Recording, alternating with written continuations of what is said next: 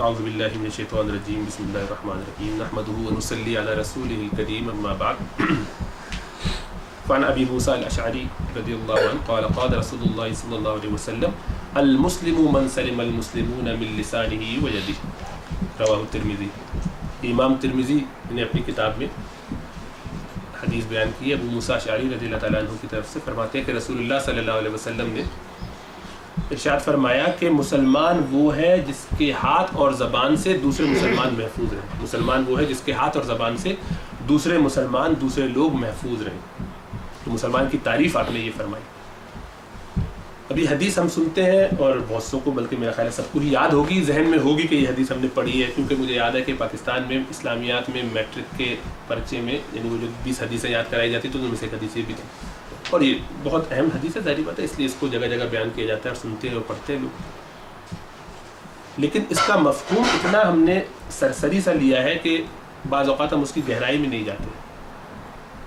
ہم یہ سمجھتے ہیں کہ زبان سے کسی کو تکلیف دینے کا مطلب یہ کہ میں نے اس کو گالی دی, غیبت کی, بہتان لگایا, برا بھلا کہہ دیا, چغلخوری کر دی, یہ سب زبان سے جو لڑنا جھگڑنا یہ ہو گیا. اس سے آگے کچھ اور بھی چیزیں ہیں جس کی طرف ہماری توجہ نہیں جاتی. اور اسی طریقے سے ہاتھ کے بارے میں ہمارا خیال یہ ہے کہ ہم نے کسی کو مارا, پیٹا, دھکے دے دیا, قتل کر دیا. ہم تو نہ قتل کرتے ہیں کسی کو, نہ ہاتھ سے تکلیف دیتے ہیں, تو ہم گویا اس برائی سے بھی پاک ہیں اور بچے ہوئے ہیں یا کم کرتے ہیں, تو اتنا بڑا ایشو نہیں ہے. تو اگر میں بھی حساب لگاؤں اور لوگوں سے کہوں کہ ہر آدمی ایک ایک بتائے گناہ ہاتھ کا یا زبان کا, تو ہم بہت جلدی رک جائیں گے. اور اس میں اس لیے کہ ہم اس طرح سے سوچتے نہیں ہیں. دین کے 5 شعبے ہیں اور ہر شعبے کے اندر ہمیں ایکسل کرنا ہے, ہر شعبے میں ہمیں محنت کر کے اس پہ توجہ دے کر اپنے آپ کو اس میں ماہر بنانا ہے اور اس میں اپنی اصلاح کرنی ہے.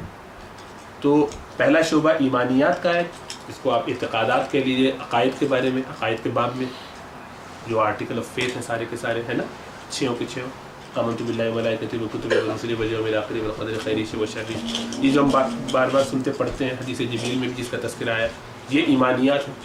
اس پہ ہمارا ایمان ہے, اس کا بالکل کلیئر ہونا ضروری ہے. دوسرے درجے میں دوسرا شعبہ کیا ہے؟ عبادات کا. عبادات میں ہماری نماز روزہ, ان کی فقہ سے متعلق جو چیزیں وہ ساری شامل ہیں, وہ بھی الحمدللہ ہم جانتے ہیں. اس کے بعد ایک شعبہ ہے معاملات کا, آپس میں ایک دوسرے سے ڈیلنگ جو ہم کرتے ہیں, ڈیلنگ میں ٹرانزیکشنز جو ہمارے ہیں اس کی بات ہوتی ہے. قرض کا معاملہ ہے, نکاح کا معاملہ, جو بھی چیزیں ہم ڈیل کرتے ہیں لوگوں سے, ڈیلنگ کوئی کانٹریکٹ بناتے ہیں, ان ساری چیزوں کو معاملات میں لے آتے ہیں. بزنس کیسے کریں گے وہ اس کے بارے میں ہماری شریعت رہنمائی کرتی ہے. ہماری وہاں پہ بھی علم بھی ہمارے پاس ہونا چاہیے اور اس پر ہم عمل بھی کریں اور سمجھیں سیکھیں. اگلا شعبہ جو ہے وہ اخلاقیات کا ہے کہ ہمارے اخلاق کیسے ہوں, کس طرح ہم اپنے آپ کو, تو جو دین کے اندر جب ہم اخلاقیات کی بات کرتے ہیں اس کا مطلب یہ ہوتا ہے کہ ہم اپنے آپ کو رذائل سے پاک کر کے محاسن سے آراستہ کریں, اچھے اخلاق سے آراستہ کریں. اچھے اخلاق کیا ہے؟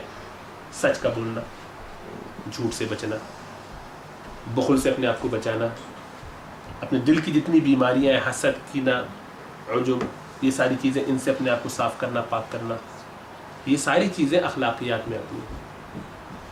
اپنے اندر بہادری ہونا, دین کے لیے مال خرچ کرنے کا جذبہ ہونا, کنجوسی اور نہ بزدلی اور نہ مردی, اس طرح کی چیزوں سے بچنا, یہ سب جو ہے اخلاقیات کا حصہ ہے. مروہ ہونا. ایک اور جو اگلا شعبہ ہے وہ ہے معاشرت کا.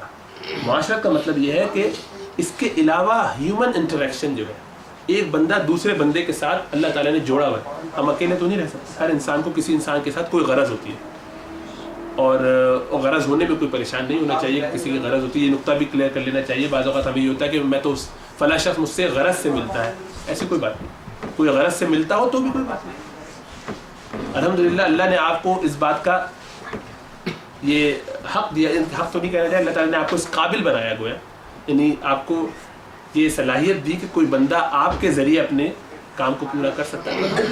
تو اس سے پریشان نہیں ہونا چاہیے. اگر کوئی آپ کے پاس اس غرض سے آتا ہو, کہ کوئی بھی غرض لے کر آتا ہو, دنیاوی غرض ہو یا دینی غرض, تو اس سے خوش ہونا چاہیے کہ الحمدللہ یا اللہ تو نے مجھے اس قابل بنایا کہ کوئی شخص میرے پاس ضرورت کے لیے آ رہا ہے اور میں اس کا وہ کام پورا کر دیتا ہوں. وہ کسی بھی درجے کا ہو, دنیاوی کوئی بھی کام ہو, دینی کوئی بھی کام ہو, تو اس بارے میں اپنے آپ کو خوش رکھنا چاہیے کہ یا اللہ میں اس قابل ہوں کہ تیرے کام میں لگاؤں. اللہ تعالیٰ کا گویا میں کارکن ہوں. اللہ تعالیٰ کا کارکن بننا کوئی آسان ہے.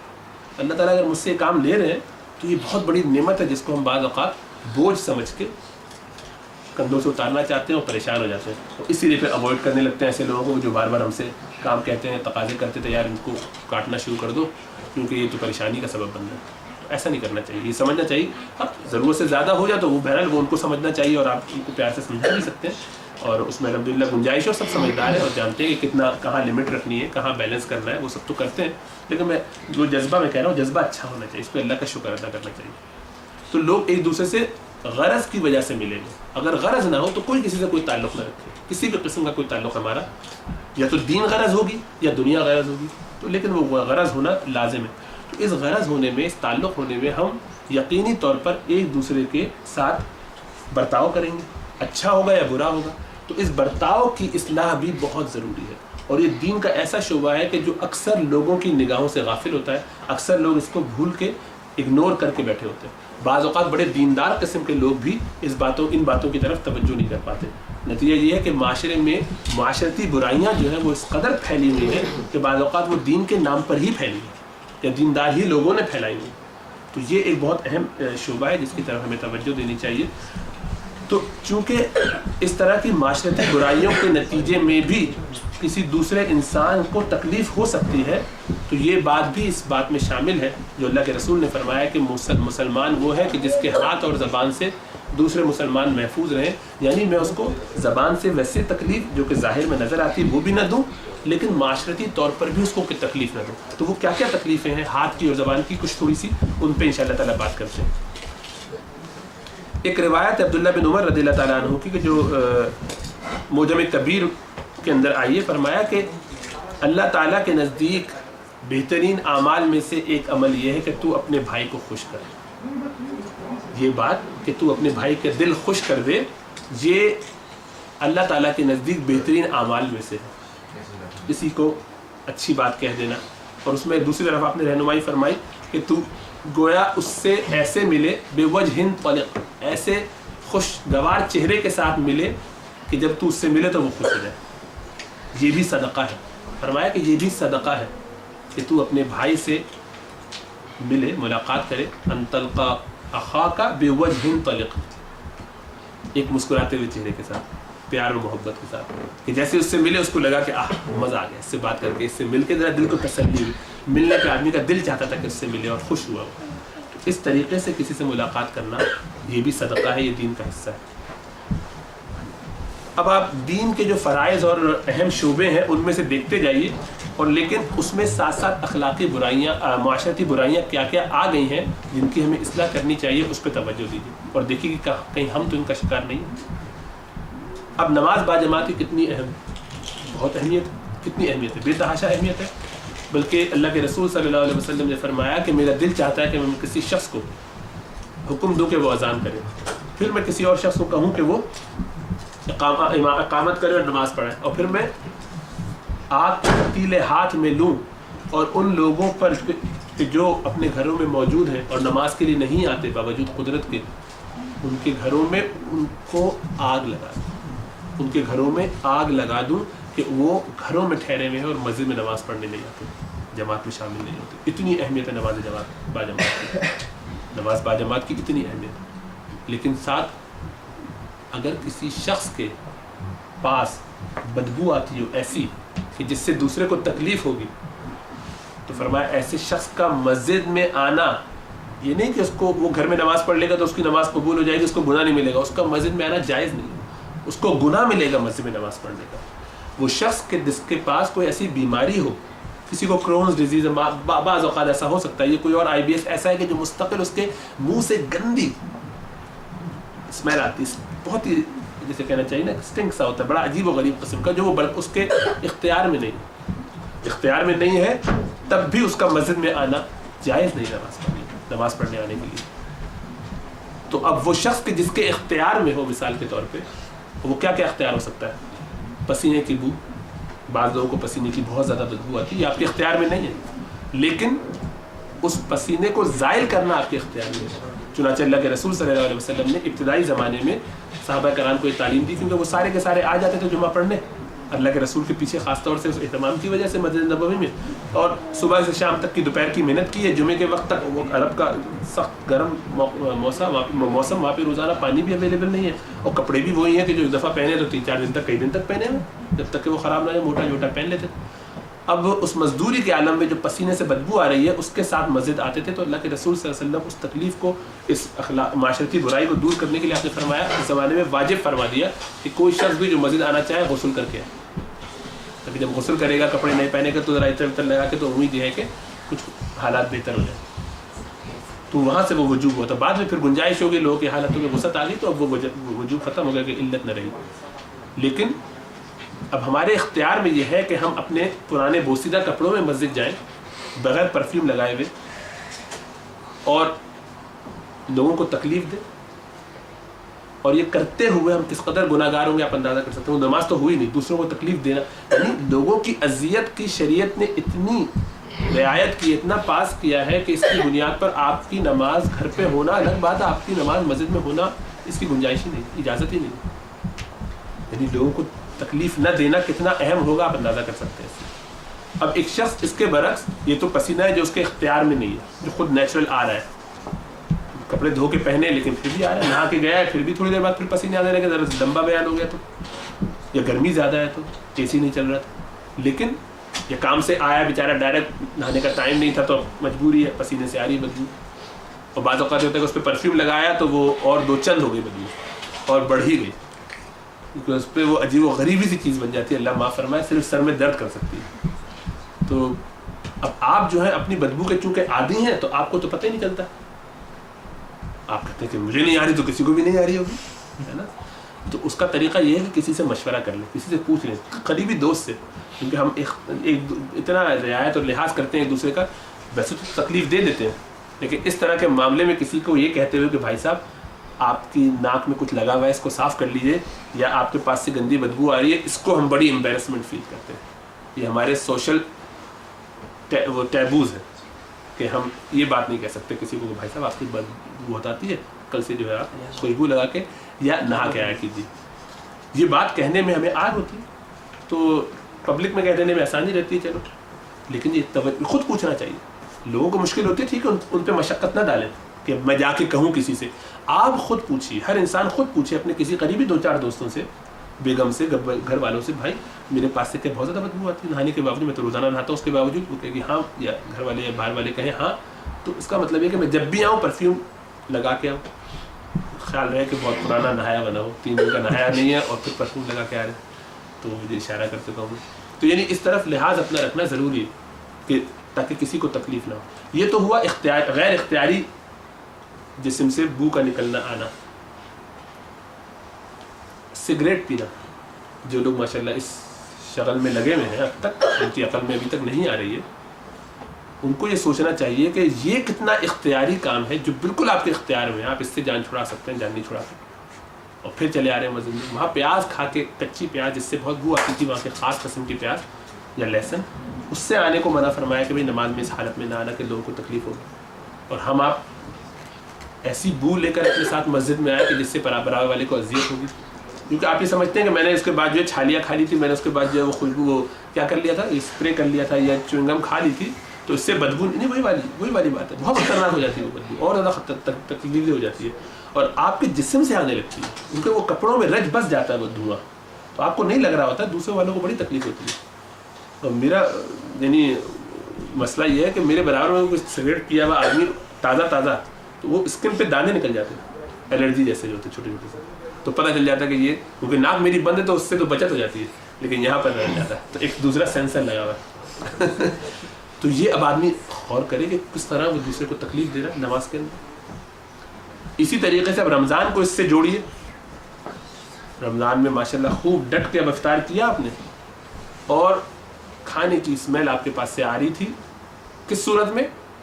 ڈکاروں کی صورت میں، مسجد میں موجود ہیں اور ڈکار رہے ہیں بار بار، ظاہر بات ہے اتنا بھر لیا ہے، اور اب تراویح میں کھڑے ہوئے ہیں، امام کو ویسے ہی پڑھانا اتنا سارا جو ہے مشکل ہوتا ہے، وہ آپ کی ماشاءاللہ آوازوں میں اور اس کے بعد ڈکاروں میں، آدھوں کو چھینکیں آ رہی ہوتی ہیں، آدھوں کو جمائیاں آ رہی ہوتی ہیں، آدھوں کو کھانسیاں آ رہی ہوتی ہیں، اور کچھ کو جو ہے ڈکاریں آ رہی ہوتی ہیں۔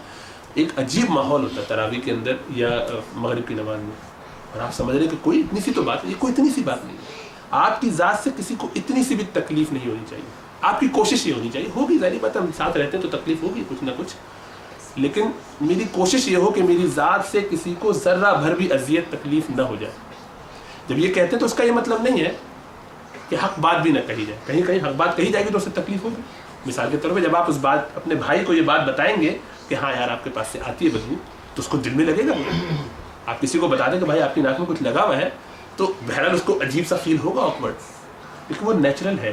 اتنا آکورڈ فیل ہونا اس کو, اسی لیے آپ نہ بتائیں ہر ایک کو جا کے سب کی ناکیں چیک نہ کریں, لیکن یہ ضرور کریں کہ کوئی پوچھے تو اس کو پیار محبت سے بتا دیں, لیکن اس بتانے میں جو اس کو ہلکی سی تکلیف ہوگی اس تکلیف کو انشاءاللہ تعالیٰ انگیز کیا جا سکتا ہے, کیونکہ بہرحال حق کا کہنا ضروری ہے جبکہ وہ آپ سے پوچھ لے. تو اخلاقیات میں سے یہ ہے کہ ہم نہیں کہیں گے, لیکن کوئی پوچھے تو ہم اس کو بتا دیں گے. تو اس لیے آپ خود پوچھیں اپنے بارے میں لوگوں سے, اور اس کو مذاق نہ بنائیں. یہ مذاق نہیں ہے, یہ اہم شعبوں میں سے, اور اس کو علماء کرام نے کبیرہ گناہ لکھا ہے. ایسی کوئی تکلیف جو میری ذات سے کسی کو پہنچے جس کو میں ہٹا سکتا تھا اور نہ ہٹا رہا ہوں, غیر اختیاری بھی نہیں, اختیاری ہے, یہ کبائر میں شامل ہے. عام صغیرہ کی طرح نہیں ہے, کبائر کبیرہ گناہ میں شامل ہے ایسی ساری تکلیفیں.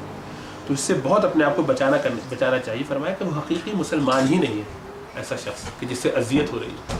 تو ہم کتنا خیال رکھتے ہیں اس طرح کی چیزوں کا. اسی طریقے سے اب نماز پڑھنا کتنا اہم کام ہے. آپ جناب نماز پڑھنے کے لیے پہنچے ہیں اور کھڑے ہو گئے ہیں سنتیں پڑھنے کے لیے بیچ میں, نہ سترے کا خیال کیا, نہ یہ خیال کیا کہ اب لوگ کہاں سے اٹھ کے جائیں گے. وہ سارے لوگ جن کو آپ نے روکا ہے, جو آپ کی وجہ سے رکے ہوئے وہاں پر, آپ اس کا گناہگار, آپ کو اس کا گناہ ملے گا اگر ان کے پاس کوئی اور راستہ نہیں ہے. اور جو ان کو راستہ ہے بھی تو لیکن لمبا گزر کے جانا پڑے گا, کیونکہ آپ بیچ میں کھڑے ہوئے تو سیدھا جا سکتے تھے, آپ کی وجہ سے ان کو گھوم کے جانا پڑے گا, تو اس کا بھی گناہ آپ کا. یہ آپ نے ان کو اذیت دی, وہ 10 سیکنڈ ہی کی اذیت صحیح. یہ اس کا مسئلہ نہیں کہ اذیت آپ کسی کو اپنی طرف سے نہیں دے سکتے. آپ کو اپنی پوری کوشش کرنی ہے کہ میری ذات سے کسی کو ذرہ بھر بھی تکلیف نہ ہو.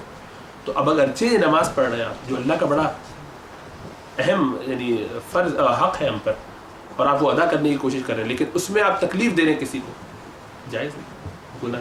اس لیے ہر شخص کو دیکھنا چاہیے کہ میں کہاں کھڑے ہو کے نماز پڑھ رہا ہوں, میں کسی کا راستہ تو بلاک نہیں کر رہا. اسی لیے راستوں میں گزرگاہ میں نماز پڑھتے ہوئے, یہ بھی بڑا ایک شوق ہے لوگوں کو کہ کہیں نکلے گھومنے کے لیے اور اچانک سے کسی بھی جگہ جا کے نماز, کسی بھی جگہ نہیں. وہ خیال ہونا چاہیے کہ وہ راستہ ہم بلاک نہ کر رہے. آپ کسی بھی جگہ پڑھیں, زمین تو ساری پاک ہے, اللہ تعالیٰ نے ہمارے لیے بنا دی سجدہ گاہ, لیکن ایسا نہ ہو کہ کسی کو تکلیف ہو.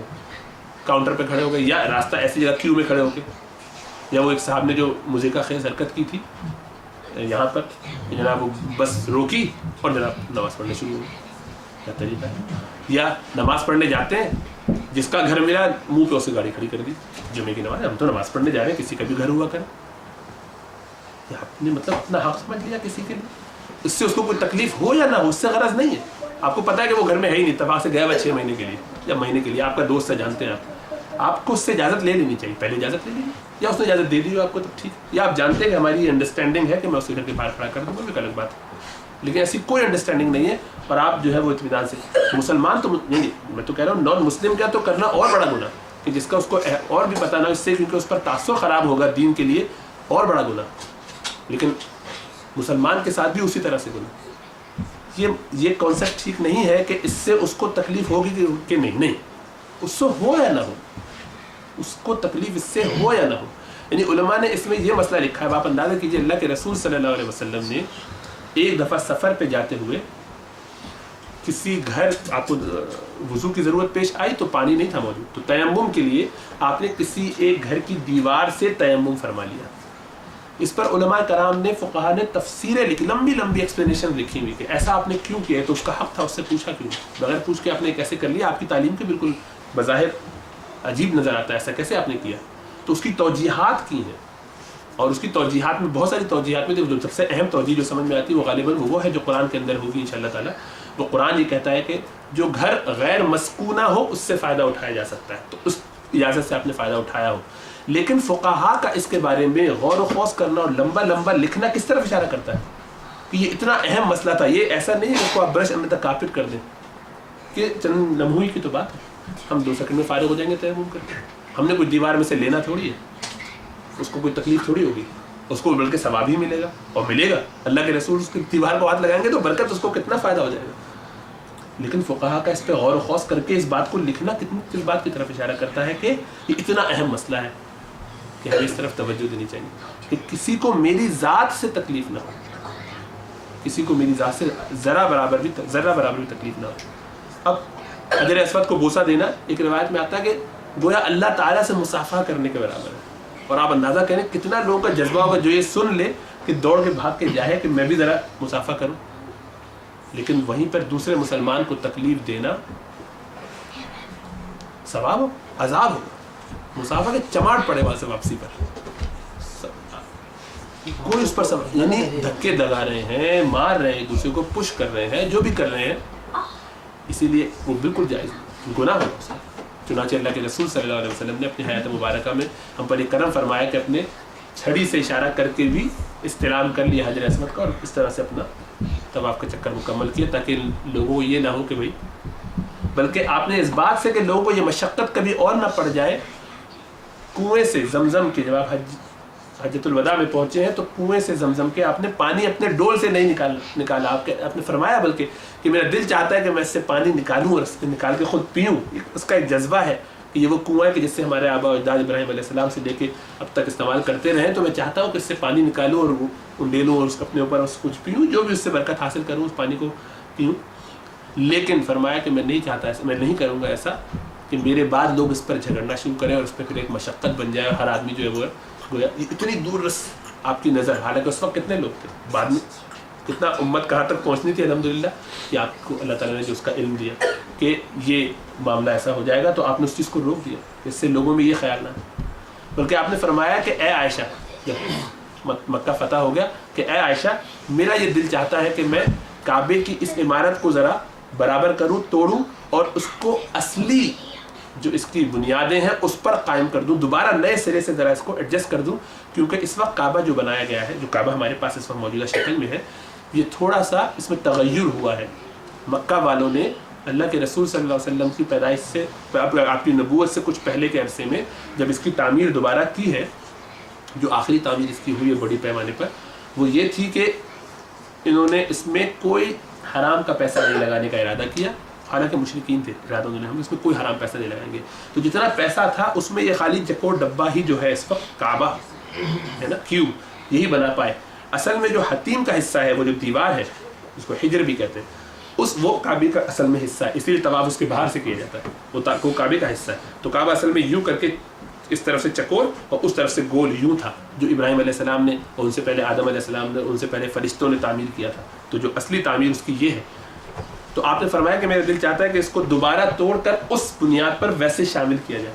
لیکن چونکہ مشرکین مکہ کے پاس پیسے نہیں تھے تو انہوں نے اتنا بنا کے اس کو باقی چھوڑ دیا کہ پھر کبھی دیکھا جائے گا. حلال کا پیسہ نہیں تھا, حرام ہوگا.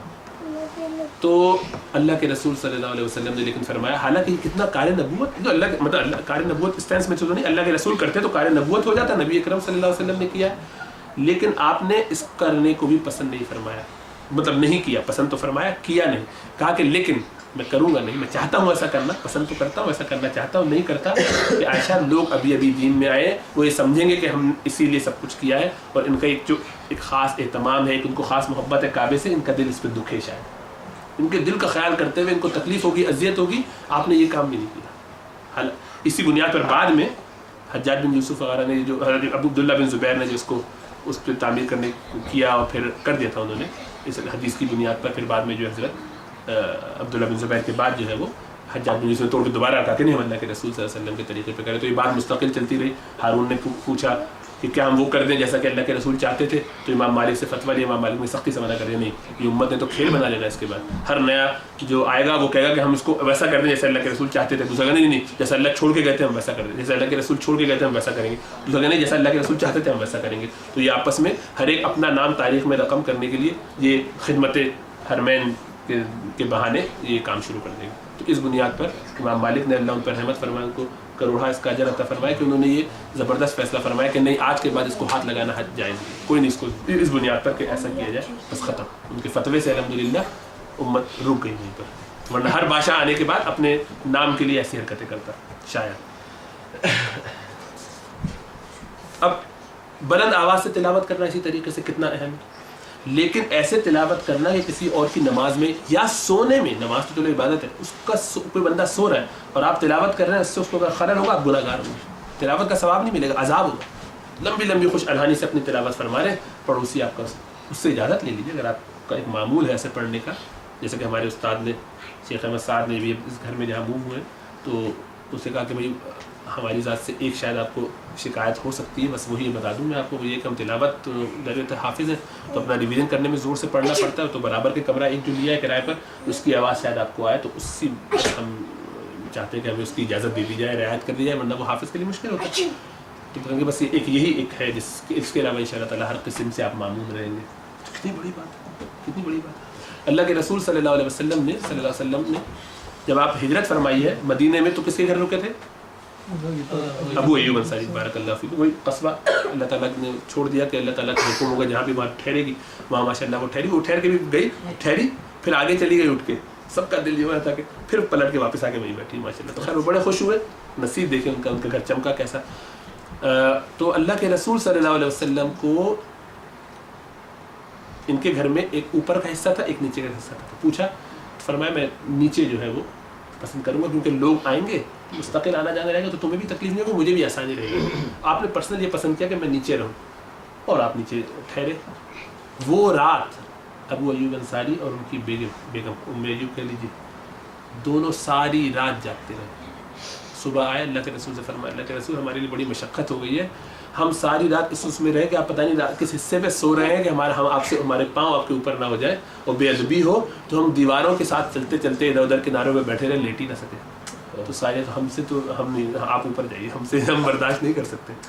تو آپ نے فرمایا کہ بھائی اس کی فکر نہ کرو، تمہیں اس پہ کوئی وہ نہیں ہے، عذر ہے تمہارے لیے اور تم ایسا کر سکتے ہو، مطلب آپ نے ان کو اجازت دی، اس پہ پریشان مت ہو۔ لیکن ان کا جذبہ دیکھیں تعظیم کا اور ادب کا، کہ انہوں نے ساری رات اپنی جاگ کے گزار دی اس تکلیف میں کہ اللہ کے رسول ہم سے نیچے ہے تو ہم اوپر کیسے ہو گئے اور ہمارے پاؤں آپ کے اوپر ڈائریکٹ نہ پڑے۔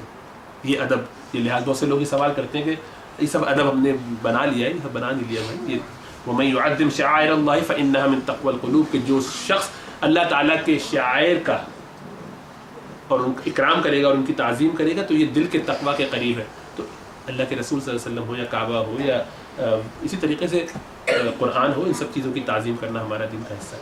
بہرحال تو وہ پھر اللہ کے رسول نے فرمایا ایسے فکر نہ۔ تو اس رات یہ ہوا کہ تھوڑا سا غلطی سے پانی گر گیا، پانی کے ٹب میں رکھا ہوا تھا ان کی چھت پہ، وہ گر گیا۔ وہ گرا تو اب یہ پریشان ہو گئے اور سارے گھر کے گنتی کے چند ایک کپڑے ہوتے تھے ان کے پاس، کمبل ومبل لا کے اس کو کہ پانی نہ ٹپکے نیچے۔ اور تو ظاہر بات ہے ایسا کوئی کنکریٹ کا تو ہوتا نہیں تھا، مٹی کا بنا ہوا ہے، تھوڑی اتنا موٹا سا ایک لیئر بنا دیا، اس میں سے پانی ٹپک جائے گا نیچے۔ تو اس پریشانی میں اپنے سارے بڑے بڑے کپڑے لا کے انہوں نے وہاں رکھے کہ اس کو سوک کر لیں، اور بھیگے کپڑوں پہ، اب اس پہ بھیگے کپڑوں پہ نیند نہ آئے، سارے گھر کے کپڑے جو بھیگ گئے۔ تو پھر ساری رات جاگے، فرمایا اللہ کے رسول آپ ہمارا یہ عذر قبول فرمائیے، اوپر چلے جائیے، ہم پھر رات بھر نہ سو سکے۔ تو آپ نے، اللہ کے رسول نے یہ خود مشقت برداشت کر لی اور اوپر جا کے ٹھہرے، چلے گئے کہ ان کو مشقت نہ ہو، ان کی مشقت، اور ظاہر بات ہے ان کے لیے اچھی بڑی مشقت تھی، لیکن کہنے کا مطلب یہ کہ اللہ کے رسول ان کے لیے کہتے تھے بھائی تم آج سے بالکل فکر نہ کرو، جیسے جو بھی ہوگا میں سب تمہارے لیے معاف ہے، کوئی ایشو نہیں ہے۔ لیکن آپ نے ان کے دل کی رعایت کرتے ہوئے، ان کا خیال کرتے ہوئے آپ نے اس مشقت کو برداشت کیا کہ بار بار آپ کو اوپر نیچے آنا ہوگا یا لوگ آئیں گے، الحمدللہ ٹھیک ہے کوئی بات نہیں۔ آپ نے اوپر جا کے ٹھہرنا قبول کر دیا۔ بتانے کا مطلب یہ کہ کس قدر لوگوں کے دل کی رعایت کرتے تھے، کسی کو کوئی ایسا جملہ، کوئی ایسی بات نہ پہنچ جائے کہ جس سے اس کو تکلیف ہو۔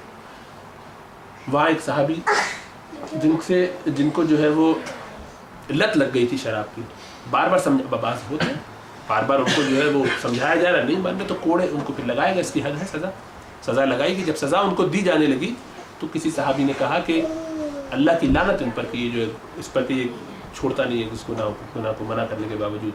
تو آپ نے ان کے منہ کو روک دیا، آپ نے نہ کہا، خدا کی قسم یار اللہ اس کے رسول سے محبت کرتا ہے، اس کے دل میں اللہ اس کے رسول کی محبت ہے۔ تو اصولاً خطاؤں پہ تنبیہ، اب خطا پہ سزا دی جا رہی ہے، جو کرنا ہے وہ اللہ کا حکم ہے، مزاجاً خطا کار بندے کے حامی، اور ساتھ ساتھ یہ بھی کہ تکلیف نہ پہنچ جائے، اس کو یہ بات سنے گا جملہ تو کتنا اس کو دکھ ہوگا، تو یہ جملہ اس تک نہ پہنچے، بات وہیں رہے، اپنی زبانوں کو یہ ختم کرو، لحاظ کرو، اچھا خیال ایسے ایسے نہ کرو، یہ وسعتیں، یہ ایک دوسرے کا لحاظ کرنا۔ اب اللہ کے رسول صلی اللہ علیہ وسلم تہجد کے لیے، نماز کے لیے اپنے اٹھے ہیں آپ پر چونکہ فرض تھی، اللہ کے رسول نے اپنی ساری زندگی میں تہجد کبھی مس نہیں کی، آپ کے لیے وہ فرض کا درجہ تھا. اب آپ فرض نماز پڑھنے کے لیے اٹھے، تہجد پڑھنے کے لیے، تو حجرہ اتنا چھوٹا ہوتا تھا لیکن اتنا خاموشی سے آپ بستر سے نکل جاتے تھے کہ عائشہ فرماتی ہیں کہ ہمیں پتہ نہیں چلتا تھا کہ آپ نکل گئے. ہم سو رہے ہیں اگر تو ہمیں پتہ نہیں چلتا کہ اللہ کے رسول اب جو ہے وہ نماز کے لیے نکل گئے. یہ نہیں کہ ہم اگر فجر میں اٹھے ہیں تو دنیا جہاں میں شور شرابہ مچا دیا. کام پہ آفس کے لیے مرد اٹھتا ہے جب گھر میں، اگر بچوں کی چھٹی ہو تب بھی، تو پورے گھر میں ایک بھونچال آ جاتا ہے کہ اب تو کچھ بہت بڑا کارنامہ ہونے والا ہے. اٹھ گئے اب گھر کے رات، اب بیگم بھی اٹھے گی، بچے بھی اٹھیں گے، کوئی سو نہیں سکتا. کوئی سوئے تو اس کو لان تان کر کے اس کی زندگی عذاب کرنے کے لیے. میں جا رہا ہوں کام پہ، تم لوگ سو رہے ہو، تم لوگ یہ شور وہ گرانا، ادھر یہ کھڑا کھٹ کھٹ جو. تو حالانکہ یہ بالکل اخلاقیات کے خلاف ہے، بالکل اخلاقیات کے خلاف. اسی طریقے سے گزرگاہوں کے بارے میں بھی ذہن میں رکھنا چاہیے. راستے میں چلے جا رہے ہیں تو یہ راستے والوں کا حق ہے جو اس کو دینا ضروری ہے.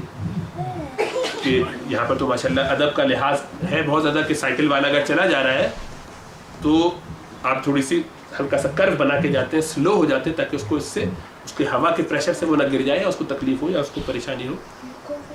اور ہمارے یہاں کیا ہوتا ہے، اڑاتے ہوئے جائیے، برابر میں پانی ہے نہلاتے ہوئے جائیے. اگر بارش ہو گئی ہے اتفاق سے کم ہوتی ہے ہمارے، لیکن نہلا کے جائیے اور اس کو اپنا اگر اس پر وہ کچھ بولے تو اس گاڑی آگے روک کے رکیے اور اس سے لڑیے. اگر وہ غریب ہے تو دو چار چماٹے بھی لگا دیجیے اور اس کے بعد سمجھیے کہ آپ نے پورا صحیح کیا ہے کسی انسان کو. غریب ہی ہوگا صاحب.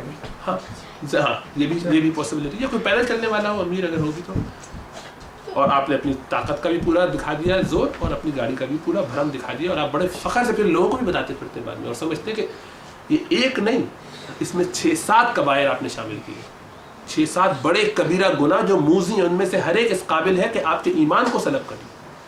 یہ سارے جو میں جن گناہوں کا بات کر رہا ہوں، بظاہر لگ رہا ہوگا آپ کو کہ اتنا ایگزیجریشن لگ رہی ہے، بڑی لگ رہی ہے، خدا کی قسم یہ بات نہیں. یہ سارے گناہ اکیلے اس قابل ہے کہ آدمی کو ایمان سے بھی محروم کر دیں اگر یہ اس طریقے سے ہی چلتے رہے دنیا میں. اور بالخصوص کہ جب ہم ان کو ہلکا سمجھتے ہیں اور ان کی ہمارے ذہنوں میں اہمیت نہیں رہتی ہے. یہ بہت اہم ہے یہ ساری چیزیں، اور ان کو بہت توجہ سے، اس لیے میں بہت میرا خیال ٹائم لے کے کر رہا ہوں، اور الحمدللہ بھی ٹائم ہے بھی، تو چلتے رہتے جب تک چل رہا ہے معاملہ. اب فرمایا کون حدیث میں اللہ کے رسول صلی اللہ علیہ وسلم نے کہ الایمان 77 شعبہ، ایمان کے 70 سے اوپر شعبے ہیں. فافضلها قول لا الہ الا اللہ، سب سے اونچا درجہ تو شعبہ ایمان، لا الہ الا اللہ ایمان. ادناہا کیا ہے، اس کا سب سے ہلکا شعبہ کیا ہے، اماطۃ الاذى عن الطریق، اماطۃ الاذى عن الطریق، اذیت دینے والی چیزوں کو راستے سے ہٹا دینا. یہ ایمان کا سب سے نچلے درجے کا ایمان کا شعبہ ہے. یعنی ایمان کا ایک حصہ ہے کہ آدمی راستے میں تکلیف دہ چیزوں کو ہٹائے، کنکر کو ہٹا دے، ریپرز گرے ہوئے ہو، کوئی چھلکا پڑا ہوا ہے، اس کو ہٹا دینا. اس کی ضد کیا ہے، چھلکا ڈالنا کیا ہوا، ایمان کی نفی، کفر. چھلکا ڈالنا، کچرا ڈالنا راستے میں کفر کا ایک شعبہ ہوا کہ نہیں ہوا. مفہوم مخالف لیا جائے تو کفر کا حصہ ہوا. اچھا، یہ بات علماء نے بھی لکھی ہے ایسے ہی، تو مفتی تقی عثمانی صاحب دامت برکاتہ نے بھی اس کو ایسے ہی لکھا ہے. الحمدللہ اس سے مجھے بڑی تسلی ہوئی کہ ایک سند اس پہ ہو گئی کہ یہ ایسا نہیں ہے کہ آپ سمجھیں یہ ہلکی بات ہے، کچرا ایک ریپر ہی تو پھینک دیا بچے نے یا میں نے. بچہ تو چلو معصوم ہے، غیر مکلف ہے. آپ میچور لوگ جو ہے اس طریقے سے راستے میں ٹشو پوچھ کے گرا دیا یا کچھ کھاتے ہوئے چیز چھوڑ کے گراتے ہوئے چلے گئے، اطمینان سے، کوئی پریشانی نہیں. بڑے کبائر میں سے ہے، کبیرہ میں سے. تو بلکہ یہ والی بات تو کفر کا ایک شعبہ بنتا ہے، جبکہ اس کا ہٹانا ایمان کا شعبہ بنتا ہو تو اس کا کرنا کفر کا شعبہ بنا مفہوم مخالف کے طور پہ. اور یہ اصول ہے بعض اوقات رولنگ لینے کے لیے، تو اس کو ذہن میں رکھنا چاہیے اور اپنے بارے یعنی اس بارے میں بہت خیال کرنا چاہیے کہ ہم ایسی تکلیف دہ کوئی حرکت نہ کریں. اگر کی ہے تو اس پر استغفار کریں. اچھا، اس میں پریشانی کیا ہے، ان ساری جو اب تک جتنی باتیں ہوئی ہیں ان ساری باتوں میں پریشانی کیا ہے، ایک اضافی چیز جو اس کو اور زیادہ مشکل بنا دیتی ہے، مشکل اس صورت میں بنا دیتی ہے کہ اگر ہم اس سے اصلاح نہ کریں تو ہمارے ایمان اور ہمارے عمل کے لیے بڑے خطرناک ہے، ہماری آخرت کے لیے بڑا خطرناک معاملہ ہو جاتا ہے. اس لیے مشکل اس صورت میں کہ اس کا کفارہ ادا نہیں کیا جا سکتا. کس سے تاکہ معافی مانگیں گے، کس کے ساتھ کی آپ نے زیادتی، پتہ ہے آپ کو؟ آپ کی اس بو سے کون کون آدمی متاثر ہوا، سگریٹ کی بو ہو یا پسینے کی بو ہو یا منہ کی بو ہو تو آپ کس سے جا کے معافی مانگیں گے؟ مانگ ہی نہیں سکتے.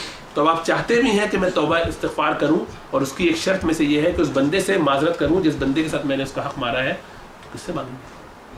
پبلک میں چھلکا گرا کے چلے گئے, کوئی سلپ ہو گیا, وہ تو چلو وہ بندہ اگر پتہ چل گیا تو اس سے آپ نے معافی مانگ لی, لیکن 10 اور لوگ ٹھوکر کھا کے اگر گرتے رہے کس سے مانگیں گے معافی؟ کس سے جا کے کہیے گا؟ اور اس کو اور بڑھا دیجیے, ایک دو نہیں ہزاروں لوگ اس سے افیکٹ ہو رہے ہیں. مطلب آپ نے لگائی ہوئی شامیانے اور قناتیں, اور فرمایا کیا؟ پولیس والے سے اجازت لے لیے. پولیس والے سے اجازت لے لی؟ یہ دنیا کا کہاں کا قانون ہے کہ پولیس والا اجازت دے سکتا ہے کہ تم دوسروں کو تکلیف دو؟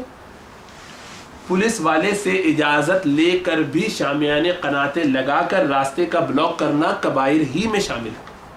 یہ ذہن میں رکھیے, اجازت لے لینے سے آپ کا کبیرہ گناہ اس سے ہلکا نہیں ہوتا, کیونکہ آپ جس کو اس سے اذیت اور تکلیف دے رہے ہیں اس کی اجازت دینا اس پولیس والے کے اختیار میں نہیں ہے. وہ پولیس والا تو آپ کو صرف اس لیے اجازت دے رہا ہے کہ یا تو آپ نے اس کا ہاتھ گرم کیا پیسے دے کر, یا آپ کے اس سے کوئی تعلق ہے, یا آپ اور اونچے پولیس والے ہیں تو بدماشی ہے آپ کی, گورنمنٹ کے کوئی ہیں اعلیٰ عہدیدار, یا آپ, جو میں پاکستان کی بات کر رہا ہوں, یا آپ جو ہے وہ کسی اور درجے میں سیاسی لیڈر ہیں تو آپ روک سکتے ہیں, تو آپ کی بات ہے, یا آپ کی بدماشی ہے, یہ بھی ہو سکتا ہے.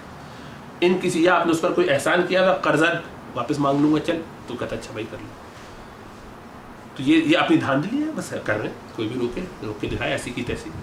یہ سارے ایٹیٹیوڈ جو ہے سب تکبر اور برائی کی وجہ سے, اور جتنے لوگوں کو اس سے اذیت ہوگی ان سب کا گناہ قیامت کے دن آپ کے کھاتے میں آئے گا, آپ مفلس کی شکل میں اٹھیں گے. اول تو قناعت کی ویسے ضرورت نہیں ہونی چاہیے, اتنے لمبے لمبے فنکشن کی ضرورت نہیں, اور اگر کرنا ہے تو اس کے لیے ان جگہوں پر جو ڈیڈیکیٹڈ علاقے ہیں جہاں پر آپ کر سکتے ہیں, جس ایریا کو الاؤ کیا ہے, پبلک اسپاٹ نہیں, پبلک کے راستے کو نہیں. اسی طرح سے کوئی جلسہ جلوس اس صورت میں کرنا, یہ ساری چیزیں اسی میں شامل ہیں, یہ سب گناہ کا حصہ ہے. لیے چلے جا رہے ہیں اپنا لمبا سا یہاں سے وہاں تک ایک, اور لوگوں کو تکلیف پہنچا رہے ہیں. اسی طرح لاؤڈ اسپیکر کا استعمال, تو گانوں ان کے لیے تو ویسے ہی حرام, قرآن پڑھنے کے لیے بھی مسجد میں جناب لگایا ہوا ہے, اور شام آپ کا وہ شبینہ چل رہا, ابھی 10 روز آئیں گے تو پورا محلہ گونجے اس شبینے سے آپ کو, یا آپ کی تراویح کی آواز سے, یا آپ کی فرض نماز کی آواز سے, بالکل اجازت نہیں. جتنے لوگ اس سے گھروں میں تکلیف حاصل کریں گے, جتنے کوئی بیمار ہے, کوئی معذور ہے, کوئی کسی اور کام میں لگنا چاہتا ہے, وہ نہیں کر پاتا, قرآن کی تلاوت کام میں پڑھ رہی, میں کام کرتے ہوئے مجھے اچھا نہیں لگ رہا, اس کو ایک بوجھ محسوس ہو رہا ہے, سب کا گناہ گار آپ, اس لیے آپ اس کو بند کیجیے, اتنے لوگوں میں سنائیے. اسی لیے حضرت عائشہ رضی اللہ تعالیٰ عنہ آپ کے حجرے کے برابر میں ہی مسجد نبوی کے اندر سیدنا عمر فاروق کے زمانے میں ایک شخص کو متعین کیا ہوا تھا کہ وہ وہاں پر مسجد نبوی میں بیان کرتا. تو بیان کرنے میں حضرت عائشہ کے حجرے کے پاس وہ کھڑا ہو جاتا اور بڑی اونچی اونچی آواز سے بیان کیا جا رہا, لمبا لمبا بیان. تو حضرت عائشہ نے تعلیم کے طور پر حضرت عمر فاروق کو یہ پیغام پہنچوایا کہ اس شخص کو سمجھاؤ کہ یہ طریقہ ٹھیک نہیں. حضرت عمر فاروق نے ان کو ایک دفعہ بتایا, اگلے دن پھر ہوئی, ہم تو دینی کام کر رہے ہیں, اور بہت سارے کام جو ایسے ہوتے ہیں وہ بڑے اچھے جذبے سے کیے جا رہے ہوتا ہے. اور یہ بھی عجیب مرض ہماری امت میں لاحق ہے, یا کنفیوژن لاحق ہے کہ ہم یہ سمجھتے ہیں کہ جو کام اچھی نیت سے کیا جا رہا ہے وہ ٹھیک ہی ہوگا. ایسا کچھ نہیں بھائی, اچھی نیت سے غلط کام نہیں کیا جا سکتا. غلط کام اگر کیا جائے گا تو نیت بھلے اچھی ہو, گناہ ملے گا اس کو, وہ گناہ ہے, تکلیف اس کی ہوگی, اللہ معاف فرما دے, اللہ کی مرضی ہے. بندے کا حق مارا جائے گا تو بندے ہی سے معافی مانگنی پڑے گی. تو یہ کوئی عذر نہیں ہے کہ ہماری نیت اچھی, ہم اچھی نیت سے دین کی تبلیغ کر رہے ہیں, دین کی تبلیغ کر رہے ہو یا کسی بھی کام کو کر رہے ہو, اس کے لیے ہر ایک کا حق ادا کرنا ضروری ہے. تو حضرت عائشہ کی اس اطلاع پر حضرت عمر فاروق نے جب منع کیا تو اگلے دن نہیں سمجھے وہ صاحب, پھر دوبارہ انہوں نے کام کیا. تو دوسرے یا تیسرے دن کے منع کرنے کے بعد ان کو انہوں نے ٹھیک ٹھاک پٹائی کی اپنے درے سے, اور لگایا کہ آئندہ خیال رکھنا. مطلب یہ کہ اپنی آواز کو اتنی ہلکی رکھو کہ جتنے لوگ وہاں موجود ہیں بس وہی سنیں, پورے گلے پھاڑ کر پوری دنیا کو سنانے کی اجازت نہیں. اب تو حال کیا ہے, بہت مساجد میں ایسا بھی ہوتا ہے, مسجد میں کوئی نہیں ہے, لاؤڈ اسپیکر پہ ایک ٹیپ ریکارڈر لگا دیا ہے اور اس پہ بیان چل رہا ہے, اور پورے خاندان والے, محلے والے سب کو سنایا جا رہا ہے. کس قدر تکلیف دہ بات ہے. وہ سمجھ رہے ہیں وہ دین کی خدمت کر رہے ہیں. بالکل جائز نہیں ایسی تکلیفیں پہنچانا, اس طریقے سے کسی کو اذیت دینا. ان کی اجازت یہ نہیں ہے کہ آپ نے ہم نے تو اجازت لی نا، اجازت نہیں لی، یہ تو آپ سے اس نے مجبوری میں اجازت اگر دی ہوئی ہوگی تو دی ہوگی. میں اس کو دین کے کام کے لیے منع کروں گا تو الٹا مجھے نکما بنائے گا، مجھے کہے گا کہ میں کتنا خراب انسان ہوں، دین کی فکر نہیں ہے. اسی طریقے سے ہمارے یہاں پر دیواروں پر لکھنا، اس پر تو مفتی تقی عثمانی صاحب نے اس کتاب میں بڑے ہی پیارے انداز سے اس میں جو ہے بھگو کے مارا ہے، جسے کہنا چاہیے کہ لوگوں بعض اوقات ایسی عبارتیں لکھی ہوتی ہیں، تو دینی بھی لکھی ہیں یا دنیاوی بھی لکھی ہیں یا جلسے جلوس کی، کہ جن کے بارے میں لکھی ہے ان کی ضمانت ضبط ہو چکی ہے اور اب بھی لکھا ہوا ہے کہ آپ کا واحد نمائندہ ضمانت ضبط کروا چکا ہے، لیکن وہ پوری چوکنگ لگی اسی طرح. یا ان کے بارے میں کوئی ان کی چوری ثابت ہو چکی ہے اور ان کو آپ نے ایک بہت بڑا کوئی بزرگ بنایا ہو، پکڑے گئے ہیں جیل میں، ایسے بھی لوگ. تو لوگوں کی دیواروں کو اس طریقے سے ان کی اجازت کے بغیر استعمال کرنا، دھاندلی اور اس طریقے سے، یہ سب گناہ کے کام ہے، یہ سب خطرناک کام ہے، یہ سب اخلاقیات اور معاشرت کے خلاف ہیں، تو ان سب سے بچنا چاہیے. اچھا، اس کے اندر جو ہے وہ پھر یہ کبھی خیال آتا ہے کہ یہ تو ہمارے ملکوں میں مسلمان ہیں، ان کو تکلیف نہیں دینی چاہیے. اس حدیث کے اندر جو فرمایا کہ مسلمان وہ ہے جس کے ہاتھ اور زبان سے دوسرے مسلمان محفوظ ہوں، تو غیر مسلموں کو تو دی جا سکتی ہے کم از کم؟ نہیں، بالکل غلط بات ہے. اس کی دلیل جو ہے وہ سورہ شعراء کی آیت کہ فرمایا کہ لہم علیہ ذنب فاخاف ان یقتلون، کہ میرے اوپر ان لوگوں کا ایک ذمہ ہے، ایک گناہ ہے. حضرت موسیٰ علیہ السلام فرما رہے ہیں کہ مجھ پر ایک گناہ ہے ان لوگوں کا. وہ کیا تھا؟ جو قبطی کو انہوں نے مکہ مار کے قتل کر دیا تھا، مطلب مکہ مارا تھا، وہ قتل ہو گیا، ان کو مارنے کی نیت نہیں تھی، تو لڑائی ہو رہی تھی اپنے میں اور ان میں، تو دو بندوں میں، تو انہوں نے اس کو مکہ مارا تو وہ اسی میں مر گیا. تو بہرحال اس کے بعد وہ وہاں سے نکلے. تو اب یہ اللہ تعالیٰ نے جب نبوت دی اور کہا کہ جاؤ ان کے پاس، تو آپ نے یہ فرمایا، کیا فرمایا؟ کہ میرے اوپر ان کا ایک گناہ ہے. تم تو نان مسلم تھے، ان کا بھی گناہ ہوا، تو گناہ وہ بھی غیر اختیاری تھا، اس کو آپ نے گناہ فرمایا. تو اس سے پتہ چلا کہ غیر مسلم کو بھی اذیت دینے سے گناہ ہی شمار ہوگا، اس کو آپ نے گناہ فرمایا. اور اس سے پھر آپ نے اللہ تعالیٰ سے استغفار بھی فرمائی کہ اللہ مجھ سے غلطی ہو گئی، اب میں کبھی ایسے لوگوں کا ساتھی نہیں بنوں گا، رب اغفر لی. وہاں پہ فرمایا کہ اللہ مجھے معاف فرما دے، ہے نا. اللہ تعالیٰ سے سورہ نمل میں پھر معافی بھی مانگی. اسی طریقے سے ٹیلی فون پہ لگے ہیں، لمبی گفتگو کرنا. اچھا، ہو سکتا ہے کہ آپ کی لمبی گفتگو سے آپ بہت محظوظ ہو رہے ہو اور بڑا فائدہ اٹھا رہے ہو اور آپ کو بہت اچھا لگ رہا ہو کہ میرا تو ایمان بڑا تازہ ہو رہا ہے، لیکن بھائی دوسرے کے ایمان کا کیا کرنا ہے، یا دوسرے کا کوئی اور اہم کام جو لٹکا ہوا ہے وہ ہے اہم یا نہیں ہے، اس سے اجازت لے لیجیے، اس سے پوچھ لیجیے فون کرنے کے بعد کہ بھائی مجھے ذرا آپ سے 5-10 منٹ کی بات کرنی ہے یا 10 منٹ کی بات کرنی ہے، تو پھر 10 منٹ پہ ہی رک جائیے، یا مجھے 2 منٹ کی بات کرنی ہے یا 15 منٹ کی بات کرنی ہے، یا ٹائم لے لیجیے بھی. لیکن یہ نہیں کہ جناب بس میری مرضی، جب میں فارغ ہوں مجھے تو آپ سے بات کرنی ہے، آپ سنیے. بعض صحابہ کو اللہ کے رسول صلی اللہ علیہ وسلم کی محبت میں ظاہر بات ہے ایسے معاملات پیش آ جاتے تھے. تو ایک دفعہ یہ ہوا کہ آپ کے گھر آ کے ٹھہرے، آیت تھے دعوت پہ، کھانا وانا کھا کے اب جانے کا نام ہی نہ لیں. یہ بھی بڑی بیماری ہے، آ گئے ہیں تو اب جائیں گے نہیں، اب تک دھکے نہ دیے جائیں، دھکے دینے پڑتے بعض اوقات. الحمدللہ ہم یہ نہیں کریں گے انشاءاللہ، ان کو تراویح پڑھنی. تو وہ اب وہ دعوت میں جب پہنچے لوگ تو اللہ کے رسول صلی اللہ علیہ وسلم کیا، تو اب بیٹھے ہیں، اس کے بعد باتیں کر رہے ہیں. تو آپ کو اذیت ہوئی، اس سے پریشانی ہوئی، اب سونا ہے، اپنے کام ہے اور جو بھی ہے. تو آہستہ آہستہ لوگ چلے گئے، تو 2-3 لوگ جو ہیں وہ مستقل بیٹھے رہے، باقی لوگ چلے گئے صحابہ میں سے، اور اپنی باتوں میں. اب اللہ کے رسول سے بھی بات نہیں جڑا، اپنی باتیں کر رہے ہیں. تو آپ بیٹھے رہے، کچھ کہا نہیں، آپ کو تکلفاً ان کے دل کو کچھ نہ ہو، آپ نے لحاظ کرتے ہوئے کچھ نہیں ان کو کہا، خیال اتنا کرتے تھے. بہرحال وہ بیٹھے رہے، تو آپ اٹھ کے باہر چلے گئے اور اپنی ازواج میں سے کچھ اور جو آپ کو کام ہوں گے ادھر چلے گئے. کافی دیر بعد وہ پھر بیٹھے، کہیں جا کے ان کو بڑی دیر میں کسی کی توجہ دلانے پر یا خود توجہ تنبہ ہوا تو اٹھے. تو قرآن نے پھر وہ آیت نازل فرمائی کہ جب تم اللہ کے رسول کے گھر میں دعوت دی جائے تو آیا کرو، تو کھا پی کے پھر چلے جایا کرو، بیٹھے نہ کرا کرو. ولا مستأنسین لحدیث، ولا مستأنسین لحدیث، کہ لمبی باتیں لے کے بیٹھے ہو، اپنی باتیں کیے جائے، ایسا نہ کرو، اس سے تکلیف ہوتی ہے. اور وہ شرماتے ہیں نبی ہمارے، اللہ تعالیٰ نہیں شرماتے. تو وہاں اللہ تعالیٰ نے یہ حکم نازل فرما دیا. کہنے کا مطلب یہ ہے کہ ہم دوسروں کی رعایت کریں، لحاظ کریں کہ ان کو ہم سے تکلیف نہ ہو، کوئی پریشانی ہم سے نہ پہنچے. اور اچھا، یہ تو باہر کی چیزیں، گھر میں بھی اسی طریقے سے ہمیں یہ لگتا ہے کہ یہ ساری تکلیفیں باہر تو نہیں دینی چاہیے، جن کو سمجھ میں آ گیا، لیکن بیوی تو بہرحال وہ تو اسی لیے کہ اس کو تکلیف دی جائے، جتنی دی جائے اتنا زیادہ ثواب. یا اسی طرح بیگم بھی یہ سمجھتی ہیں کہ شوہر کو تو یہ تو اپنا ہی ہے، اس کو تو لگاؤ جتنا بھی کچوکا لگانا ہے تاکہ ہر تکلیف پہ جو اجر ملے گا، ایسا نہیں ہے، یہاں زیادہ ڈبل گناہ ملے گا. تو رشتہ داری کا حق جو اس سے تعلق بنا ہے اس کا، اور ایک انسان کو تکلیف دینے کا، تو یہاں اور زیادہ رعایت کرنی چاہیے، اور زیادہ لحاظ کرنا چاہیے. بلکہ باہر کی باتوں میں ایک بات اور رہ گئی. اب آپ کو بات کرنی ہے جناب امام صاحب سے مسجد کے، یا کسی دوست سے وہ بیٹھا ہوا اپنا ذکر کر رہا ہے، آپ مزے سے جو ہے وہ جا کے اس کے برابر میں بیٹھ گئے. اب وہ تسبیح کر رہا ہے، تو کچھ لوگوں کو تو لحاظ ہوتا ہے کہ وہ اپنی تسبیح مکمل کر لے تو میں بات کروں، برابر میں جا کے بیٹھ گئے، اشارہ کر دیا کہ میں آ گیا، اپنی تسبیح کو شارٹ کر لیجیے بس، اب مزید اللہ میں سے کنیکشن نہیں، سارا کنیکشن ہم سے لگائیے. تو بیچارہ اس پہ بوجھ، وہ پریشان ہو رہا ہے کہ یار اب میرے اذکار تسبیح اس کے چکر میں گئے، وہ اپنی دعا بھی نہیں کر پا رہا، جلدی جلدی ختم کر کے آپ کے کام میں پڑا. اور تو یہ تو کچھ لوگ ہیں جن کا لحاظ وہ کر لیتے ہیں، کہتے نہیں. دوسرے تو آتے ہیں ہاتھ بڑھا دیتے ہیں منہ پہ آ کے، اب آپ بیٹھے ہوئے تسبیح کر رہے ہیں اور آپ کے منہ پہ ایک بڑا سا ہاتھ ہے، اب ظاہر ہے آپ کو ملانا، یا جو ہے وہ آ کے باقاعدہ جھنجھوڑی دیتے ہیں آپ کو، کیا حال ہے بھائی، اور بڑے دنوں بعد. بھائی جان چھوڑ دو اللہ کے بندے. یعنی اس میں اس کو جو آپ نے حرج ڈالا، آپ نے گناہ کمایا، اس کا کنیکشن اللہ سے بنا ہوا تھا. آپ نے پیچھے بیٹھ جائیے، طریقہ اس کا یہ کہ جہاں اب وہ وہاں بیٹھا ہوا آپ پیچھے جا کے بیٹھ جائیے، اتنا پیچھے کہ اس کو محسوس نہ ہو کوئی بندہ بیٹھا ہوا. وہ اپنا جب فارغ ہوگا تو آ جائے گا. آپ کے پاس ٹائم نہیں تو آپ کا مسئلہ ہے، تو جائیے پھر کسی اور کو جائیے. نہیں میرے پاس اگر ٹائم نہیں ہے تو اس سے اس کا حق کیسے ہو گیا کہ میں اس کے ٹائم میں سے وہ ٹائم نکال لوں؟ سمجھ میں آ رہا؟ کیونکہ مجھے جلدی سے جانا ہے، بڑی ایمرجنسی. ہاں چلو اگر ایمرجنسی واقعی ہے تو ان سے کہہ دیجیے بہت معذرت، بہت تکلیف مجھے آپ کو میں دے رہا ہوں، میں لیکن دینا نہیں چاہتا تھا، اس وقت بڑی زبردست قسم کی ایمرجنسی. تو ظاہر بات ہے وہ بھی نہیں فیل کریں.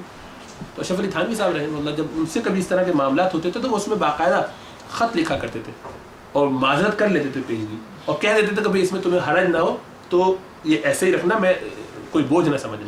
جیسے کسی نے کہا کہ آپ جو ہے میری طرف سے فلاں صاحب کو یہ سفارش کر دیجیے، ان کے یہاں ایک جاب آئی ہوئی ہے تو مجھے بھی کنسیڈر کر لیں، اگر میں معیار پہ پورا ہوں تو مجھے جاب دے دیجیے. ایسی سفارش کرنا دین میں اس کا بڑا ثواب ہے، فرمایا جیسا کرتا ہے اس کے لیے بڑا اجر ہے، حدیث میں آیا. تو اس بنیاد پر انہوں نے جناب کوئی لکھواتا تھا تو اس میں لکھ دیتے تھے کہ میں نے اپنی طرف سے یہ بات لکھ دی ہے، اگر آپ کے اوپر اس سے بوجھ نہ ہو اور آپ کو اس سے تکلیف نہ ہو اور آپ کے مینز میں ہو تو اس کام کو کیجیے گا، ورنہ بالکل نہ کیجیے گا. اور پھر یہ بھی لکھ دیتے تھے کہ اگر آپ نے یہ نہ بھی کیا تو اس سے مجھے کوئی ناگواری نہیں ہوگی، یہ آپ کے اوپر ہے، آپ اس طرح سے کرنا چاہیں. یعنی یہ کہ آپ اس بنیاد پر نہ کیجیے گا کہ اگر میں نے نہ کیا، میں دینا تو نہیں چاہ رہا، بندہ اس قابل نہیں ہے لیکن ان کی وجہ سے دینا پڑے گا تو اب آپ کو ناگواری اپنے دل پہ بوجھ رکھنا پڑے گا، تو میری ناگواری کا خیال رکھیے. ہمارے حضرت ایک دفعہ بتایا کہ حج پہ یہ عمرے پر تھے تو اتفاق سے مفتی رفیع عثمانی صاحب دامت برکاتہ یہ پہنچے ہوئے تھے وہاں پر، تو اتفاق سے ان سے حرم میں ملاقات ہو گئی تو دونوں ساتھ بیٹھ گئے. تو کہتے ہیں کہ تھوڑی دیر کے بعد مجھے ایک صاحب وہاں سے آئے اور انہوں نے مجھے کہا کہ حضرت وہ آپ کو جو ہے وہ کچھ لوگ آپ سے ملنے کے لیے نہیں سوری. تو یہ دونوں بیٹھے آپس میں بات چیت کرنے لگے تو حضرت کہنے کہ مجھے وضو کا جو تقاضا ہوا تو میں اٹھ کے جانے لگا. سلیم دورہ صاحب کی بات کر رہا ہوں، ہمارے حضرت جو شیخ صاحب کی. تو کہنے لگے کہ میں نے کہا مفتی صاحب سے، ہمارے اکابرین بڑوں میں سے، تو انہوں نے کہا کہ میں ابھی فلیٹ تک جا رہا ہوں، قریب میں ہی ہے، وضو کر کے پھر میں آتا ہوں. تو آپ نے فرمایا ہاں آپ جائیے، وضو بھی کیجیے اور اطمینان سے آئیے، لیکن ہم بندھے ہوئے نہیں ہیں. بندھے ہوئے مطلب یہ کہ آپ مطلب اتنا ہی انہوں نے کہا کہ ہمارا یعنی یہ کہ آپ اس پہ بوجھ نہ فیل کیجیے گا، ہم آزاد ہیں، اس میں آزاد ہی سمجھیے گا اپنے آپ کو، اطمینان سے جائیے. تو انہوں نے کہا کہ حضرت ایسے کہہ رہے ہیں دل رکھنے کے لیے، لیکن مطلب یہ کہ میں تو ابھی جا رہا ہوں. کہ وہاں پہنچا تو وہاں پہ پتہ چلا کہ ہمارے 2-3 لوگ بہت ہی ایک اہم کمپلیکیٹڈ مسئلہ لے کے بیٹھے ہوئے تھے جو کہ مجھے ڈیل کرنا پڑا. وضو کر کے اترا ہوں تو سامنے بیٹھے ہیں، تو پورا ہوٹل میں ان سے وہ تقریباً آدھا پون گھنٹہ لگ گیا اس کو سمجھانے میں. اور پھر مجھے خیال آیا کہ حضرت کو میں نے کہا تو مجھے اتنا سکون ہوا. میں کہا اللہ تعالیٰ واقعی جو لوگ نیک ہوتے ہیں، جن کو خیال ہوتا ہے دوسروں کا، وہ کیسے اگلے کی بوجھ کو، پریشانی کو سمجھ جاتے ہیں اور سمجھا. یعنی حکمت ہے، ان کو تو نہیں پتا ہوگا کہ ان کے ساتھ کوئی ہونے والا ہے آگے، لیکن یہ ایک نارمل ایک ڈے ٹو ڈے ڈیلنگ ہے کہ بھائی میں آپ کا اس وقت انتظار کر رہا ہوں. اب آپ انتظار ٹائم دیا ہے، آپ کہہ دیجیے بھائی انتظار تو میں کر رہا ہوں، اگر آپ آسانی سے آ سکیں تو آئیں. جیسے آج ہم نے یہ کہا کہ بھائی اتنے بجے آ جائیں، اگر نہ آ سکے تو کوئی فکر کی بات نہیں، فون کر دیں، ٹیکسٹ کر دیں. تو حضرت کہتے ہیں مجھے تسلی ہوئی کہ میری وجہ سے ان کو یہ مشقت یا پریشانی نہیں ہوئی اور میں اطمینان سے اپنا کام فارغ کر کے وہاں پہنچا. ملاقات تفاصل سے پھر بھی ہو گئی ہوگی، لیکن کہنے کا مطلب یہ کہ اتنا خیال رکھنا ایک دوسرے کا تو یہ خیال ایک دوسرے کا رکھنا کہ میری ذات سے کسی کو تکلیف نہ ہو، اس کو فرق پڑے نہ پڑے، میں اس کو تکلیف دینے کا سبب نہ بنوں، یہ ہماری معاشرت کا بہت اہم حصہ ہے. اسی طریقے پر 2-3 منٹ خالی گھر والوں کے حوالے سے بھی، کیونکہ وہ اصل ایشو وہی تھا جو کہ بس یہیں پہ بات مکمل ہوگی. وہ گھر والوں کے لیے بہت خیال رکھنا چاہیے کہ میری ذات سے ان کو تکلیف نہ ہو. اور وہ ہم کیا کرتے ہیں، اب آپ نے جناب اپنا نیل کٹر اٹھایا، وہاں سے یہاں کاٹا اور یہاں پھینک دیا، نیل کٹر وہیں چھوڑ دیا. اب وہ بیچاری اللہ کی بندی ڈھونڈتی پھر رہی ہے، وہ اس کو 2-3 دن بعد استعمال کرنا تو مل ہی نہیں رہا، کیونکہ نیل کٹر ہی ہے جو نہیں ملتا گھر میں. ایک پین نہیں ملتا جب بھی لکھنا، اور ایک نیل کٹر نہیں ملتا، اور چابی بھی کبھی کبھی نہیں ملتی. وہ اس میں نالائقی ہے بندی کی اگر نہ ملتی، کیونکہ اس کو ایک جگہ متعین ہونی چاہیے. اس کی وجہ یہ ہوتی ہے کہ ہم جگہ پہ نہیں رکھتے ان چیزوں کو، جو نہیں ملتی چیزیں. کبھی یہ مسئلہ ہوا کہ لیپ ٹاپ نہیں مل رہا، اس کی جگہ متعین کی ہوئی تو مل جاتا. تو چونکہ ہم نے چیزوں کا صحیح سے یعنی اہتمام نہیں کیا کہ کس کو کہاں رکھنا ہے، تو حضرت فرماتے ہیں کہ یہ بھی گناہ ہے کہ آپ نے اپنی مسلمان بیوی کو نقصان تکلیف پہنچایا. غیر مسلمان ہوتی تب بھی، یعنی اہل کتاب میں سے جائز ہے اور اسے جائز بھی نہیں ہے، تو اس کو بھی تکلیف پہنچانا گناہ ہے. بیٹے کو، بچے کو، ماں باپ کو، کہ آپ نے وہ چیز وہیں پہ رکھنی چاہیے، آپ وہیں پہ رکھیے جو چیز متعین اس نے کر دی ہے. وہ گھر کی ربۃ المنزل ہے، گھر کی انچارج ہے، اس نے جو چیز جہاں رکھی اس کو ویسے ہی رکھیے. اپنے کپڑے یہاں اتار کے وہاں پھینک دیے، وہاں سے آئے تو وہ وہاں اتار دیا، ایک چیز وہاں پڑی ہوئی، ایک چیز وہاں، موزے یہاں ہے، جوتا وہاں پھینکا. یہ ساری چیزیں اخلاقیات کے خلاف ہے، معاشرت کے خلاف ہے. اور اس سے بڑھ کر جو وضو کر کے، یہ ہم لوگ سب کوتاہی کرتے ہیں، اس میں ہمیں بار بار توجہ دلانی چاہیے. میں اس کی اپنے آپ کو زیادہ توجہ دلا رہا ہوں. وضو کر کے آئے، پانی سارا گرا کے آ جائے. اس میں یہ ہونا چاہیے کہ برابر میں ایک کوئی وائپر سا ہو، ایک کوئی جو ہے وہ بروم سا ہو، جس سے آپ اس کو ڈرائی کر کے آئیں. یہ پبلک میں کرنا بہت ہی بڑی زیادتی ہے، گھر میں بھی کرنا اتنی زیادتی ہے کہ آپ پانی گرا کے اگلے کے لیے ایسا چھوڑ کے نہیں آ کے وہ بندہ استعمال کر سکے. پورے ٹب کے اوپر، ٹوائلٹ کے اوپر بیٹھے ہیں تو پورا وہ ٹوائلٹ سیٹ گیلی ہو رہی ہے، خوب پتہ چلا کہ آدمی نہا کے آیا ہے وہ استنجا کی جگہ. اب تکلیف دہ ہے دوسرے کے لیے، یا تو اس کو بھائی پوچھ کے صاف کر کے آؤ اچھے طریقے سے. اچھا یہ تو چھوٹی حرکت ہے، اس سے بڑی حرکت کیا ہے؟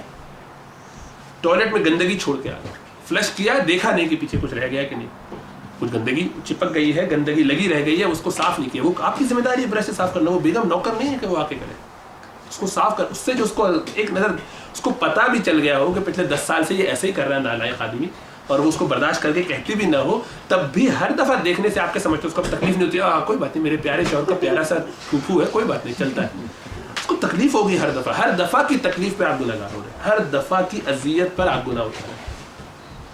تو بہت بچنا چاہیے اس طریقے سے. یا اسی طرح میں نے لوگوں کو دیکھا کہ وضو کرنے گئے ہیں اور اپنی ناک صاف کی ہے، اور وہ اس میں کوئی ڈرائی سا حصہ وہ جا کے ٹوائلٹ، یہ اپنے کیا کہتے ہیں، شینک میں، اپنا بیسن میں جا کے لگ گیا ہے. اب اس کو نہیں صاف کیا، اب اس سے خود گرا ہے، اس کو وہیں چھوڑ کے چلے آئے. یا تو توجہ نہیں دی ہے، یا اور دوسری کوتاہی اسی طریقے سے خط بنایا ہے، شیو کیا ہے، تو وہ بال ادھر ادھر پڑے ہوئے ہیں تو اس کو صاف نہیں کر رہے. ان سب چیزوں سے ہم سب کو، جیسا میں نے کہا، میں اپنے آپ کو بھی اس میں شامل کر کے اور سب کو شامل کر کے کہہ رہا ہوں کہ ہمیں اس ساری چیزوں سے اپنی اصلاح کرنی چاہیے. یہ ساری چیزیں تکلیف دہ ہیں. اپنے سامان کو جس طریقے سے بیگم نے بتایا ہے کہ اس کو یہاں رکھنا ہے، اچھے بچوں کی طرح اس کو وہیں رکھنا چاہیے. مطلب یہ کہ گھر کا ایک نظام بنایا ہوا ہے نا، یا تو آپ سنبھال لیجیے نظام، اور کہیں بھی میں نظام رکھتا ہوں، اس کو ایسے رکھا جائے، ویسے رکھ لیجیے. وہ جگہ آپ متعین کر لیجیے. اگر آپ کو زیادہ ہی اپنے یعنی کیا کہتے ہیں مردانگی کا ایک غرہ ہے اور آپ سمجھتے ہیں کہ میں ہی سنبھالوں، میں انچارج ہونا چاہیے، ٹھیک ہے، بن جائیے. پھر کہیے بھائی نیل کٹر یہاں، چابی یہاں، فلاں چیز وہاں ہوگی، پھر اس کو وہیں رکھیے. لیکن اس کو کیری آؤٹ کیجیے، اس چیز کو، اس جگہ کو جو آپ نے بنائی ہے اس کو متعین کرنے کے بعد پھر اس پر عمل کیجیے تاکہ کسی کو تکلیف نہ ہو. اس طرح سے آپ میرا گمان ہے کہ بہت ساری مثالیں جو دینے کا ایک میرا ارادہ، یہ میرے ذہن میں یہ تھا کہ شاید اس سے کچھ عقدے کھل جائیں، کچھ باتیں کھلنے لگیں جن طرح ہم نہیں سوچتے، سوچنا شروع کر دیں. تو اگر آپ اس پہ سوچیں گے تو ایسی 500 چیزیں آپ خود نکال لیں گے. لیکن سوچیں گے تب، وہ اندھے گدھوں کی طرح ہی چلتے رہیں گے تو ظاہر بات ہے ٹھوکر کھائیں گے.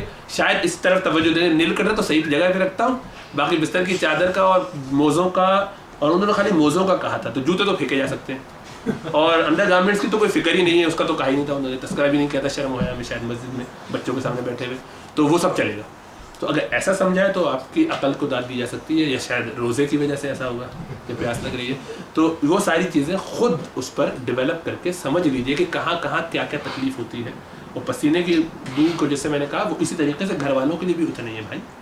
باہر والوں کو جب اذیت ہے تو گھر میں اگر آپ کے پاس سے بدبو آ رہی ہے تو یہ کہاں سے جائز ہے کہ آپ گھر میں برابر میں اور جناب پڑے ہوئے اور بیگم صاحبہ کہہ بھی نہیں بھائی ذرا سا خوشبو لگا لیجیے، تو اس کے لیے بھی تیار نہیں ہے، پورے گھر کو معطر کر رہے ہیں اپنے پسینوں سے، اور اس کو مردانگی سمجھتے. بعض لوگوں کو میں نے دیکھا ہے، یعنی سنا بھی ہے زیادہ، دیکھنے سے زیادہ سنا زیادہ ہے، وہ جناب وہ اپنے ایک ان کا جو لوور ٹائپ کا کچھ ہے، اللہ معاف فرمائے، وہ جب تک گھس کے پھٹ نہیں جائے گا وہ وہی پہنتے ہیں گھر میں، اور وہ تقریباً 2 ہفتے کے بعد وہ دھلتا ہے، اس لیے کہ اس میں دنیا جہاں کا پسینہ ہے پہلے نہیں، ساری گندگی اس کو وہی پہن کے سوتے ہیں، اور وہی گندگی، تو اس کو گاہے گاہے دھلوا دینا چاہیے، جب لگے کہ آپ کو اب اس قابل نہیں رہا اس کو دھلوا دیں 2-3 دن کے بعد. ضروری نہیں ہے کہ وہ مستقل ایک ہی گندگی میں آدمی سوئے.